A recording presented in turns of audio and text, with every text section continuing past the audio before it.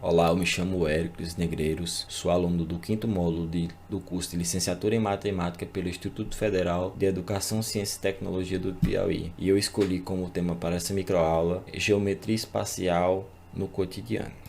Separei alguns tópicos para falar nessa aula. Vou apresentar para vocês o que é a geometria espacial, os principais sólidos geométricos e as suas classificações, e por último eu vou estar mostrando para vocês como se aplica isso no cotidiano através de uma questãozinha que eu separei direto na formação da palavra geometria. Geo quer dizer terra, metria quer dizer medir. Então a geometria é medir terra.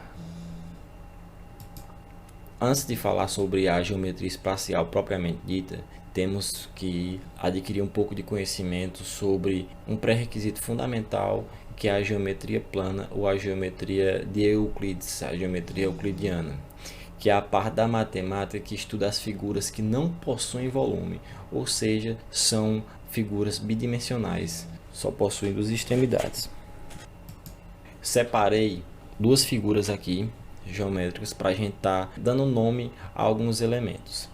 Primeiramente aqui é um retângulo, que é um quadrilátero que possui todos os ângulos internos congruentes. Na geometria, esse termo congruentes quer dizer igual, ou seja, aqui é um ângulo de 90 graus, que é igual a este ângulo, que é igual a este, que é igual a este. Ou seja, todos os ângulos internos e externos são iguais e todos possuem 90 graus. A sua soma é igual a 300 dos ângulos internos de um retângulo, é igual a 360 graus. Esse B aqui quer dizer o tamanho do lado desse retângulo. Ele possui um lado A e outro lado B. Para definir essa área que está de azul, devemos multiplicar A vezes B e teremos a área. E o perímetro é toda essa linha preta em volta dessa área azul. O perímetro é dado por A mais B mais A mais B. Ou então 2 vezes B mais 2 vezes A vai dar igual ao perímetro. O círculo, que é a área dentro de uma circunferência. E o que é a circunferência? Circunferência é toda essa linha preta aqui. Esse centro aqui é o centro do círculo. Também temos o diâmetro, que é um segmento de reta que vai de uma extremidade da circunferência até a outra, passando pelo centro. E aqui, por último, é o raio que a gente vai utilizar nas nossas fórmulas, que é a metade do diâmetro. Agora vamos chegar ao nosso tema, que é a geometria espacial e como aplicar ela no cotidiano. Bem, a geometria espacial é a parte da matemática que faz análise de sólidos no espaço, ou seja, estuda os objetos tridimensionais que possuem 3 dimensões: altura, largura e comprimento, e com isso certamente vão ocupar lugar no espaço. O primeiro tipo de sólido geométrico que vou citar aqui são os poliedros, que quer dizer poli, várias, edros, faces, várias faces. Aqui vamos ter uma pirâmide que tem um polígono como base quadrado e possui mais 4 faces triangulares, ou seja, 5 faces no total. Aqui temos um dodecaedro, que são 12 polígonos triangulares, e aqui temos um paralelepípedo, que não vou entrar no caso, mas a ideia é essa, que são todos polígonos. E agora eu vou falar um pouquinho sobre a pirâmide. Já havia mencionado anteriormente que a pirâmide tem como base um polígono e faces triangulares nas suas laterais. E o nome dessa pirâmide vai ser de acordo com o polígono da base. Aqui é uma pirâmide de base triangular, ela possui um triângulo com base, mais 3 faces triangulares.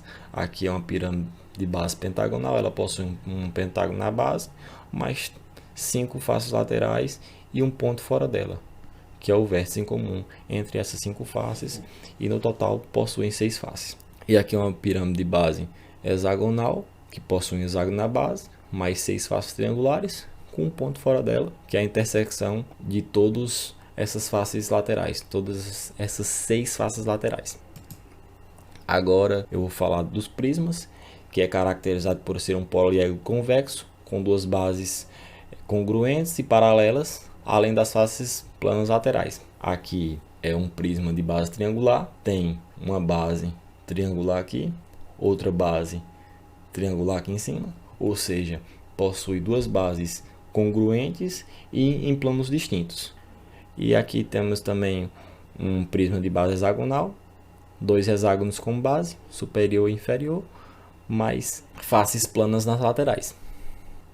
E aqui temos o solo de revolução. Imaginamos que tem um triângulo aqui. Ao rotacionar esse triângulo, vai formar esse solo de revolução. Imagina que aqui tem um eixo. Ao rotacionar esse eixo, vai formar esse solo de revolução. E um retângulo na lateral. Ao rotacionar esse retângulo, vai formar o cilindro. E aqui é uma esfera. Imagine que tem um semicírculo. Ao rotacionar esse semicírculo, vai gerar uma esfera. E agora eu vou falar alguns elementos poliedros para a gente estar firmando alguns conhecimentos e com isso fazer alguns cálculos. Essas são as arestas laterais, que são esses segmentos vermelhos de reta. Aquelas também atrás também são arestas laterais. Já dá para ter uma ideia aqui. Aqui são as arestas da base, que são essas linhas grifadas vermelho. E aqui nesses cantinhos são os vértices que são representados por essas letras maiúsculas, esses pontos vermelhos, que é a união de três arestas formando esse vértice que é o cantinho. E a face é o lado completo desse cubo. E agora eu vou falar sobre as fórmulas para a gente estar resolvendo a nossa questãozinha. Primeiramente aqui é o quadrado, que é lado ao quadrado ou lado vezes lado. O retângulo, que a área dele é lado vezes o outro. E o círculo é pirralho ao quadrado. Π, que multiplica R elevado a 2. Essas fórmulas de cima são pré-requisitos para efetuar os cálculos dos volumes, que são essas fórmulas aqui de baixo. Para pegar a fórmula do cilindro é necessário saber a fórmula do círculo. Vamos pegar a fórmula do círculo, aplicar aqui, trocando os valores, vezes a altura, que vai dar igual ao volume. Do paralelepípedo, vamos pegar a área do quadrado, do retângulo, que vai ser a área da base vezes a altura, que vai dar igual ao volume, nas três dimensões. E a área do cone é a área da base vezes a altura, dividido por 3, que vai dar igual ao volume. Era isso, agora vamos para a questão, ver tudo isso na prática. Agora, após a aula, eu vou fazer uma questãozinha aplicando a geometria no cotidiano. Questão do Enem 2016. Em regiões agrícolas, é comum a presença de silos para armazenagem e secagem de produção de grãos, no formato de um cilindro reto sobreposto por um cone. As dimensões estão indicadas na figura. O silo está cheio e os transportes de grão é feitos em caminhão, cujas dimensões da carroceria são de 2 metros, 2,5 metros e 4 metros. Uma região possui um silo e esse silo está cheio e só possui um caminhão para fazer esse transporte. E ele possui essas medidas. Então, o primeiro passo que devemos tomar é saber qual é a capacidade do caminhão. Ele possui 4 metros de comprimento por 2 de largura por 2,5 de altura. O volume é dado por área da base vezes a altura. A área da base é toda essa área aqui. Para sabermos ela, é só multiplicar um lado pelo outro. Volume é igual a 4 vezes 2 multiplicado pela altura, vezes 2,5. Isso aqui vai resultar 4 vezes 2, 8. 8 vezes 2,5 vai dar igual a 20. Então, o caminhão possui 20 metros cúbicos, ou 20 mil litros. Aí agora, a gente precisa saber o volume do silo. Esse silo é dividido em duas partes. Vamos dividir ele como volume 1,